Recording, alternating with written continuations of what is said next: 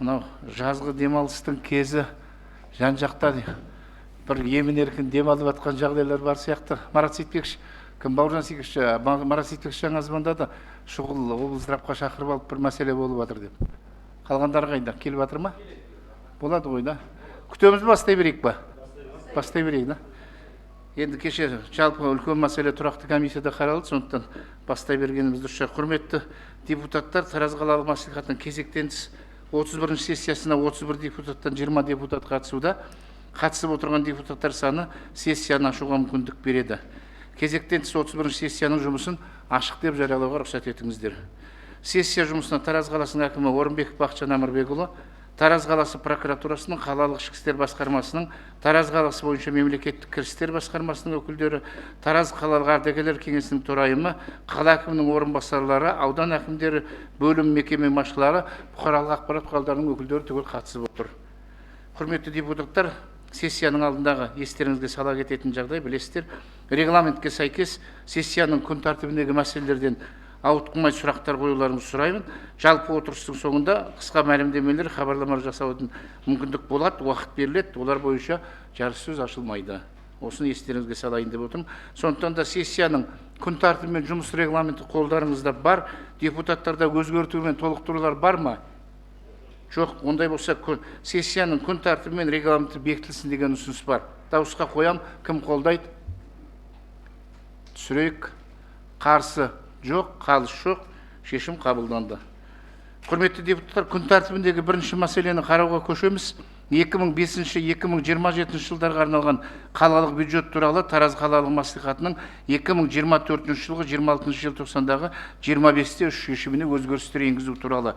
Бұл мәселе кеше тұрақты комиссияда толығымен қаралды, бірақ дегенмен де негізгі мәселе болғаннан кейін тыңдаудың қажеттілігі бар деп ойлаймын. Сондықтан да баяндама жасау үшін сөз қала әкімінің экономика және бюджеттік жоспарлау бөлімінің басшысы Ордабаев Жандос Ильясбекұлына беріледі.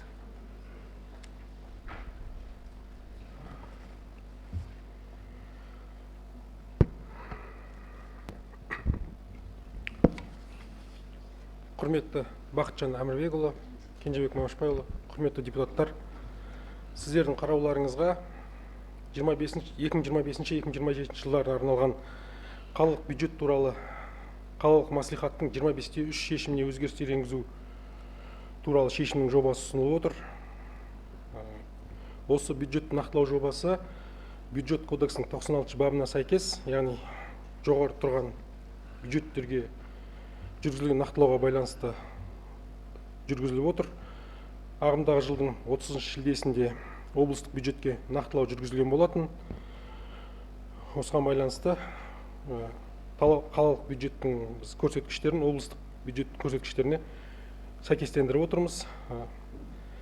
Енді негізгі өзгерістерге келетін болсақ, республикалық бюджет шығыстары бойынша атаулы әлеуметтік көмекке бөлінген 1 миллиард 514,5 миллион теңгенің 757,3 миллион теңгесі қысқартылып отыр. Бұның себебі жыл басында бюджетті шығындарды жоспарлаған кезде атаулы әлеуметтік көмек алушылардың саны 21.785 адамды құрайды деп жоспарлағанбыз. Бүгінгі таңда нақты атаулы әлеуметтік көмек алушылардың саны 11.734 адамды құрап отыр. Соған байланысты бөлінген қаражат азайтылып отыр. Бұдан бөлек жергілікті атқарушы органдардың бағалы қағаздарын шығару есебінен қалалық бюджетке 7 миллиард 48,9 миллион теңге сомасында кредиттер қарастырылып отыр. Бұл кредиттер келесі жобаларды қаржыландыруға бағытталады. Ол Әулие-Ата шағын ауданын электрмен жабдықтау жұмыстары 2 миллиард 519,9 миллион теңге. Әулие-Ата шағын ауданында 22 көппәтерлі тұрғын үйлердің инженерлік коммуникациялық инфрақұрылымын құрылысына 1 миллиард 901,4 миллион теңге. Хамукат тұрғын алқабының газбен жабдықтау желілерінің құрылысын аяқтауға 344,6 миллион теңге. Хамукат тұрғын алқабының сумен жабдықтау желілерінің құрылысына 267,8 миллион теңге. Тараз қаласының тұрғын алқаптары үшін жоғары вольтты желілер мен қосалқы станцияларды салу жұмыстарына 2 миллиард 15,2 миллион теңге. Бұдан бөлек өткен нақтылауда баяндалған болатын, облыстық бюджетке секвестр жүргізілуіне байланысты бірқатар жобалардың қаржысы қысқартылады деп. Қазіргі таңда Тараз қаласы бюджетінен, облыстық бюджеттен қаржыландырылған бірқатар жобалар қысқартылып отыр. Атап айтқанда, Бурыл Абу тұрғын алқабының асфальт төсемін салу жұмыстарынан 54,8 миллион теңге, Барысқан тұрғын алқабының асфальт төсемін салу жұмыстарынан 157,3 миллион теңге, Ұлы Дала мөлтек ауданында 110 киловатт қосалқы станциясын салу жұмыстарынан 111,1 миллион теңге, Асқаров көшесінің соңындағы алқапты сумен жабдықтау екінші кезеңінен 60 миллион теңге, Асқаров көшесінің соңындағы алқапты газбен қамтамасыз ету құрылысының екінші кезеңінен 47,8 миллион теңге, Асқаров көшесінің соңындағы тұрғын алқаптағы 16 көппәтерлі тұрғын үйлердің ішкі алаңдық инженерлік желілерінің құрылысын салу жұмыстарынан 260 миллион теңге, Хамукат тұрғын алқабының сумен жабдықтау желілерінің құрылысынан 29,8 миллион теңге, Құмшағал тұрғын алқабында мәдениет үйінің құрылысын салу жұмыстарынан 111,2 миллион теңге, Қойгелді көшесінің қайта жаңғырту жұмыстарынан 39,4 миллион теңге, Рысбек Батыр көшесінің қайта жаңғырту жұмыстарынан 17,2 миллион теңге, Асқаров көшесінің қайта жаңғырту жұмыстарынан 50,6 миллион теңге, Ұлы Дала шағын ауданында каналдың үстінен өтетін көпірдің құрылысынан 92,5 миллион теңге, және осы мөлтек аудандағы Түйте каналының үстінен өтетін көпірдің құрылысынан 48,9 миллион теңге, Ұлы Дала мөлтек аудандағы магистралдық жылу желілерін кеңейту жұмыстарынан 28,8 миллион теңге, М3 жылу магистралін жаңғырту жұмыстарынан 55,4 миллион теңге, және Тараз қаласында жеңіл атлетикалық манеж салу жұмыстарынан 4,5 миллиард теңге қысқартылып отыр. Облыстық бюджет нақтылау барысында қысқартылды, енді біз өзіміздің бюджетті облыстық бюджетке сәйкестендіріп отырмыз. Жоғары тұрған бюджеттерге енгізілген өзгерістер осы. Енді өзіміздің қалалық бюджетке келетін болсақ, біз қалалық салық басқармасымен келісе отырып, қалалық салықтық түсімдерді 1 миллиард 504,1 миллион теңгеге ұлғайтуды жоспарлап отырмыз. Салық басқармасының ресми жауабы бар. Осы ұлғайтылған 1,5 миллиард теңгені келесі шығындарға бағыттау ұсынылады. Жаңадан қосылған елді мекендердегі мәдениет үйінің қысқы жылыту маусымына дайындығын ұйымдастыру жұмыстарына 8,2 миллион теңге, мемлекеттік мұқтаж үшін жер учаскелерін сатып алуға 10,2 миллион теңге, және қоғамдық көліктерді субсидиялау жұмыстарына 1 миллиард 485,8 миллион теңге осы салықтарды ұлғайту есебінен қаржыландырылады. Енді тағы да бір кеше баяндамада айтылды үлкен мәселе, мынау біз негізгі капиталдың сатудан түсетін түсімдерге талдау жасалды. Жалпы бюджетті жоспарлаған кезде 28 үйдің құрылысы толық аяқталып, ағымдағы жылы сатылып, сол 28 үйдің құрылысынан қалалық бюджетке 21 миллиард 882 миллион теңге түседі деп жоспарлағанбыз. Негізі бұл үйлерді Отбасы банк акционерлік қоғамы сатып алады бізден. Дегенмен бұл үйлер толық аяқталады ағымдағы жылы, бірақ республикалық бюджеттің тапшылығына байланысты Отбасы банкі акционерлік қоғамында қазір 28 үйді толық сатып алуға мүмкіндігі болмай отыр. 16 үйді сатып алады, қалған 12 үйді сатып алуға қаржы болмай отыр. Ағымдағы жылы сатылатын үйлерден 14 миллиард 557,9 миллион теңге қалалық бюджетке қаржы түседі. Мынау 7,3 миллиард теңге қаражат өкінішке орай түспеу, жыл соңына дейін түспеу қаупі бар. Осыған байланысты біз қалалық бюджет есебінен жоспарлаған шығындар қысқартуға ұсынып отырмыз. Яғни бюджеттің тепе-теңдігін сақтау мақсатында. Енді қысқартылатын жобаларға келсек, қалалық бюджеттен қаржыландырылған Ұлы Дала мөлтек аудандағы 110 киловатт қосалқы станциясын салу жұмыстарынан 111 миллион теңге, Қойгелді көшесін қайта жаңғырту жұмыстарынан 39,4 миллион теңге, Асқаров көшесін қайта жаңғырту жұмыстарынан 50,5 миллион теңге, Хамукат тұрғын алқабының сыртқы сумен жабдықтау желілерінің құрылысын салу жұмыстарынан 29,7 миллион теңге, қаладағы 85 көшеге жарық шамдарын орнатудан, яғни жылдың басында өздеріңіздің қолдауларыңызбен 1 миллиард теңге қаржы бөлінген болатын, соның 548,4 миллион теңгесі қысқарту ұсынылып отыр. жолдарды орташа жөндеу жұмыстарынан 414,8 миллион теңге, арық жүйелерін қалпына келтіру жұмыстарынан 198 миллион теңге, көп қабатты тұрғын үйлердің кіре берісін жарықтандыру жұмыстарынан 80 миллион теңге, аулалар жарықтандыру жұмыстарынан, Ұлы Дала шағын аудандағы әкімшілік ғимаратының құрылысынан 130,2 миллион теңге, Тәуке хан көшесінің соңындағы тұрғын алқапты электрмен қамтамасыз ету құрылысынан 41,1 миллион теңге, Сүлейменов көшесінің соңындағы 9 көп пәтерлі тұрғын үйді абаттандыру және ішкі инженерлік желілердің құрылысын салу жұмыстарынан 94,6 миллион теңге, Ұлы Дала шағын аудандағы дене шынықтыру сауықтыру орталығының құрылысынан 214,1 миллион теңге, жолдарды ағымдағы жөндеу жұмыстарынан 198 миллион теңге, егжей-тегжейлі жоспарлау жобаларын әзірлеу жұмыстарынан 397,5 миллион теңге және қаланы абаттандыру және санитариясын қамтамасыз ету шығындарынан 1 миллиард теңге, атаулы әлеуметтік көмекке жоспарланған қаражаттан 200 миллион теңге. Бұл жерде айта кететін мәселе қазір бұл, яғни 200 миллион теңге үнем қалыптасып отыр. Жаңа айтып өттім, жаңа атаулы әлеуметтік көмек алушылардың санының азаюына байланысты. Бірақ дегенмен бұл 200 миллион қысқартқанмен атаулы әлеуметтік көмекке толық қаржы жеткілікті. Сонымен қатар достастық жәрмеңкесі аясында бірқатар жобаларға қаржы бөлінген болатын.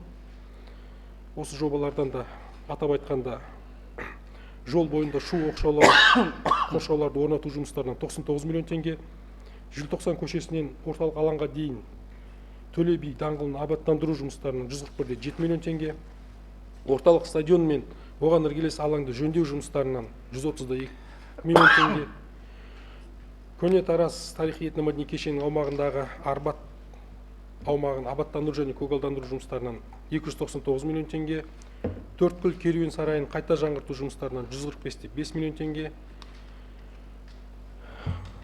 және Төле би даңғылын абаттандыру жұмыстарынан 128,8 миллион теңге, гидрокешен тұрғын алқабының саябақ құрылысын салу жұмыстарынан 100 миллион теңге, орталық көшедегі тұрғын үйлердің қасбеттерін күрделі жөндеу жұмыстарынан 298 миллион теңге қаражаттар қысқарту ұсынылып отыр.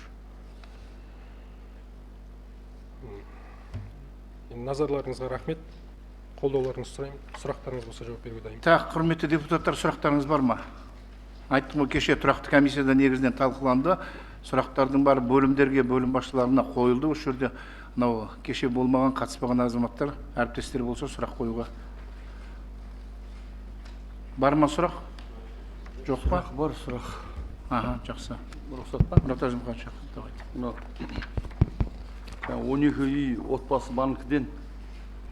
отбасы банкке сатып алмай қалды дедіңіз ғой, 12 үй, Ол 12 үй бітіп дайын тұр ғой негізі. Толық Аяқталған дедіңіз. қазан айында толық дайын болады. Жарайды, аяқталады. Сонан кейін де ол қанша уақыт тұрады берілмей елге? Значит, елге берілмейді ол. Қазан айында Отбасы амағаннан кейін ол берілмейді ары қарай, сатылмай. Оның қанша уақыт күтеді ол? қазан айында үйлер аяқталғаннан кейін тұрғын үй қатынастары бөлімінің теңгеріміне беріледі ол үй. Тұрғын үй қатынастары бөлімінің теңгерімінде болады. Ол жерде қажетті желілердің бәрі қосылған. Жандос Елесбекұлы, Бюджет есебінен. сөзіңізді бөлейін, кешіріңіз. Құрметті депутаттар, сіз өте орынды сұрақ қойып отырсыз. Бұл үйлер берілмейді. Жыл соңына дейін аяқталу жоспарған, біздің жыл жоспарымызда бар. Жаңа баяндамада өздеріңіз естісіңіздер. 28 үйдің құрылысын біз аяқталу жоспарлап отырмыз қазан айына. Барлығы биыл 49 үйдің құрылысы жүріп жатыр. Бірақ негізгі себеп отбасы банк тарапынан қаржыландыру мәселесі күрделі болып отыр. Сондықтан біткен үйлер мердігер тарапынан толық қабылдау актісімен қабылданып алады. Жауапты бөлім өзінің теңгеріміне алып, оның жаңа қауіпсіздік мәселесі бар, ұрлықтарды болдырмау мәселесі бар. Соның мәселенің бәрін бөлім өзінің мойнына алады. Енді аталған мәселе өте күрделі мәселе, құрметті депутаттар. Бірақ бюджеттің тепе-теңдігін сақтау өте маңызды. Сондықтан жыл соңына дейін бұл мәселелер өзінің шешімін табады деп ойлаймын. Бұл мәселе тек қана Жамбыл облысы Тараз қаласында емес, бүкіл республика бойынша болып жатқан жағдай. Сондықтан бұл мәселе өзім шешімін табады деп ойлаймыз, бірақ жаңа айтылғандай бюджеттің тепе-теңдігін сақтау ол өте маңызды. Қазір жоқ қаражатты жұмсап, ертең мердігерлердің алдында берешегіміз болып, бюджеттің орындалмай жатса, онда біздің жауапкершілігімізді де біз сезінуіміз керек. Сондықтан егер бұл мәселелер өзінің шешімін тауып жатса, нақтылаумен әрине бұл мәселелердің бәрі өз шешімін табады. Рахмет. Қаражат келіп жатқан жағдайда деп отырмын. Иә.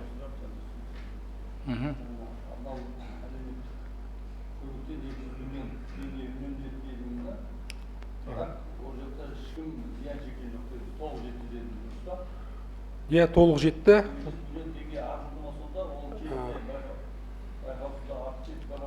Ол артық емес, жаңа баяндамада айтылды. Жыл басынан біз 21 мың адамға әлеуметтік көмек көрсетуді жоспарлағанбыз. Қазір әлеуметтік көмек көрсетудің ережесіне өзгерістер енгізілді, талаптар өзгеріп жатыр. Соған байланысты қазір әлеуметтік көмек алатын азаматтардың саны азайып жатыр. Иә. Жалпы ережесіне өзгерістер енгізілді, республика министрлігі Талаптар өзгерді. Иә, талаптар өзгерген, соған байланысты қазір әлеуметтік көмек алушылардың саны азайып жатыр. Менде бір сұрақ, депутат Байкенже, мынау баяндамадағы мынау атауға байланысты тілге қатысты бола ма, болмау? Бір жерде Хамукат, бір жерде Хамухат деген атау. Соны қалай жөндеуге болады или вообще бұл атау нені білдіреді, бұл Хамухат деген өзі? Алқаптың аты бұл. Бұл ресми атау Хамукат деген. Атау бойынша менде бір сұрағым болып тұр. Бақтылеген, жаңа баяндамада Әулие-Ата мөлтек ауданы деп айтылып жатыр. Соңғы облыстық мәслихаттың шешіміне сәйкес аталған мөлтек аудан енді Балауса мөлтек ауданы. Ол күшіне енді ме?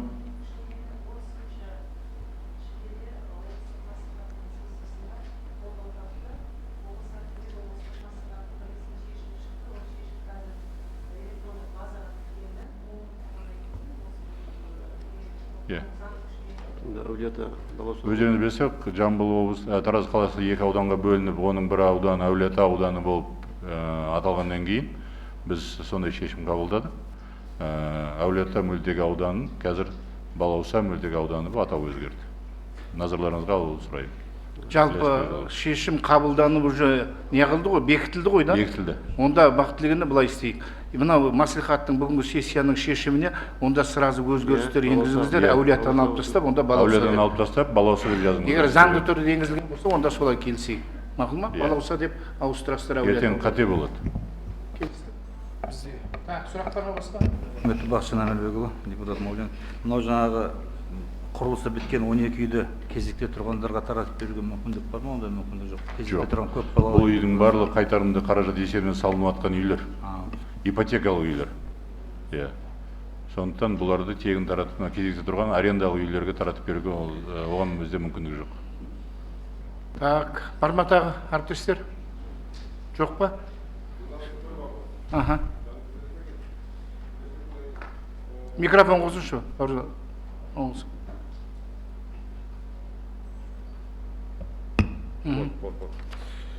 Так, спорт кешені, легкая атлетика, манеж, ол қай жақта? 4,5 миллиард.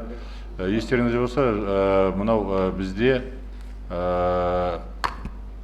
ол атау өзгерді жобаның.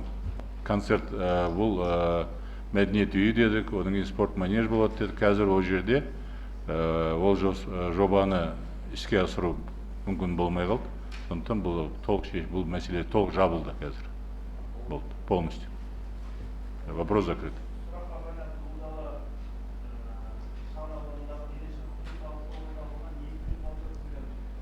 Қысқарып жатыр. Иә. Жылдың басында бюджетті бекіткен кезде құрылыс жұмыстарын бастамасына 600 миллион теңге бөлінген болатын. Нысан 2026 жылға өтпелі. Сол 600 миллион теңгенің есебінен қысқарып жатыр. Қалған қаражат игерілді бүгінгі таңда. Негізгі ғимараттың өзі естеріңізде болса, біз жылды басында бюджетті қараған кезде бұл өтпелі қылып жоспарлаған болатынбыз. Иә. Біздің ұстанымызды білесіз, оның ішінде менің ұстанымымызды білесіздер. Бұндай ірі жобаларды қаржыландыру бір жылда бізге ауыр тиеді. Сондықтан бірақ бұл қала тұрғындарына өте маңызды, қажетті жобалар. Спорт кешендері, солай ғой. қажет. Сондықтан бұл жобаларды қаржы жоқ, құны жаңа өзіңіз айтып отырсыз, миллиардтың үстінде. Егер қаржыға сілтеме жасап отыратын болсақ, ондай жобаларды біз іске асыра алмаймыз. Сондықтан сіздермен келіскендей, бір жылды болмаса 2 жылда бітеді деп солай келіскенбіз. Жылдың басында біз 600 миллион қаражат қойдық, бірақ бүгінгі таңда бюджеттің тапшылығына байланысты қысқартуға мәжбүр болып отырмыз. Құрметті депутаттар, қысқарып жатқан әр нысан бойынша жан-жақты зерделеу жасалды. Оның маңыздылығы міндетті түрде ескердік. Әрине ол толық тоқтап қалған жоқ. Ол жерде құрылыс жұмыстарын мердігерлер өз қаражатынан жүргізуге мүмкіндігі бар мәселелерді біз назарға алдық. Дәл осы нысанға келетін болсақ, оны Агроспецстрой компаниясы жүргізіп жатыр. Оның қаржылық мүмкіндігі бар, басшысымен алдын ала келісім бар. Ол құрылысты тоқтатпай, жыл соңына дейін сол көлемде жұмысын атқаруға уәде беріп отыр. Сондықтан сондай мүмкіндік бар жерлерді біз бюджеттік қысқарту мәселесін бойынша шешім қабылдап отыр. Бірақ құрылыс тоқтап қалмайды. Құрылыс мердігер жыл соңына дейін өзінің есебінен жүргізеді. Жыл соңына дейін жаңа біз айтқандай, жаңа мәселелеріміз өзінің шешімін тауып жатса, қаржыландыруды қайта нақтылауға қойып, қосымша бөлуге мүмкіндігіміз бар. Болмаса, келесі жылы бюджеттің есебінен қараймыз. Так, бар ма тағы сұрақтар, әріптестер? Болды ма? Депутат Жетібаев, мына жерде қаланың абаттандыру, Жандос Ілеспекұлы, және санитарияны қамтамасыз ету шығындарын 1 миллиард дейді. Сол қандай жұмыстар? Бұл жасыл ел бойынша, құрметті депутаттар, мына жасыл ел бойынша сіздерге кішкене ақпарат бергім келіп отыр. Естеріңізде болса, біз 23 жылы ол мекеменің қаржылық жағдайының ескере отырып, ол реабилитация процедурасын бастаған болатынбыз. Ол жерде соттың шешімі болған, ол жерде басқарушы директор тағайындалған болады. Өкінішке орай, мынау реабилитация кезінде басқарушы директордың өз қызметін дұрыс деңгейде атқармау мәселелері орын алды. Оның ішінде басты бір себебі қала аумағындағы мынау абаттандыру, тазалық мәселелері өзінің дұрыс деңгейде орындалмаған көріп отырсыздар. Күнделікті қала тұрғындарының тарапынан шағым да түсіп жатты. Сондықтан ол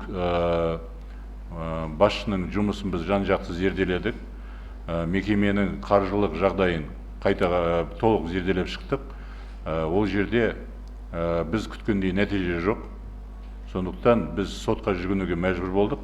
Сот біздің барлық беріп отқан көзқарасымызбен толық келісіп, реабилитацияны тоқтату туралы шешім қабылданды. Ол бүгінгі таңда күшіне енді. Қазір аталған мекеме толық осы дүйсенбіден бастап бұл қайтадан қала әкімдігінің бақылауына толық өтті. Реабилитациялық процедураны тоқтаттық. Ол жерде біраз қаржылық мәселелер бар. Ағымдық қарызы мекеменің 720 миллионға жетіп отыр. Қарыз азайдың орнына қарыз көбейген. Сондықтан біз оның қаржылық жағдайын қазір зерделеу мақсатында арнайы жұмыс тобын құрдым бұйрығыммен. Ол жұмыс тобы қазір жұмысын бастады. Сол толық қаржылық жағдайын зерделемегенше біз қаржыны қазір үнемдеуді дұрыс деп таптық. Шығындарын қайта қарауымыз керек. Оның қаржының мақсатты пайдалануын қазір біз аудит арқылы тексеруіміз керек. Материалдық жағдайын толық тексеру, зерделеу, ревизия жұмыстарын жүргіземіз. Содан кейін бар қаржы мәселесіміз қайта қараймыз. Сол мақсатта қазір қысқартып отырмыз.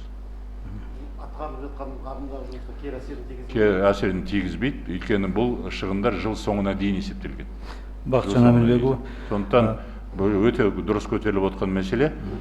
Келесі нақтылауда біз толық зерделеу жұмыстарын жасап болғаннан кейін бұл шығындардың қаншалықты мақсатты пайдаланған, оның қаншалықты заңды пайдаланған біз көзім жеткеннен кейін бар, ары қарай бұл қаржының көлемін, қажеттілігін қайта анықтап, қайта нақтылау кезінде қайта қоямыз. Ол жұмысты жасамасақ болмайды, себебі осы реабилитация процедурасы кезінде ол мекеменің ішкі мынау есебін алуға мүмкіндік болмады. Сіздерге ашып айтайын. мынау басқарушы директор сұрақ қоятын болсақ, бірден больничный шығып кететін әдеттер пайда болды. Апталап жұмысқа шықпайды. Оның барлығы мекеменің жұмысына кері әсер етеді. Сондықтан біз сотқа жүгінуге шешім қабылдап, қазір реабилитацияны толық тоқтатып, мекемені өзіміздің басқаруға қайтып алып отырмыз. Құрметті Бақытжан Әмірбекұлы, осы тұста жаңа Жасыл елді әңгімеге тиек қылдық қой. Осыдан 4-5 ай бұрын біз депутаттар жұмыс тобымен бір қонақта сол жерде біз расходтардан көрдік. Өзі жаңағыдай реанимацияда жатқан бәленбай миллионға дрон. Не сатып алды? Дрон? Мен запрос жасағанбыз, солай ма, Бауыржан Сергеев? Сол дрондар бүгінгі таңда өзі реабилитация жатқан мекемеге қаншалықты пайда алып келді деп. Сол әлі бізге хотя бы 15 күннің ішінде жауап беру керек еді, әлі берген жоқ. Ол жағында ескерсеңіз болады.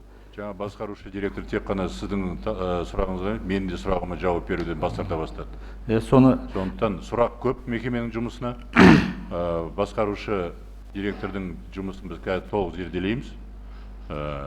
Сондықтан жаңа айтып отқан мәселе де содан туындап отыр.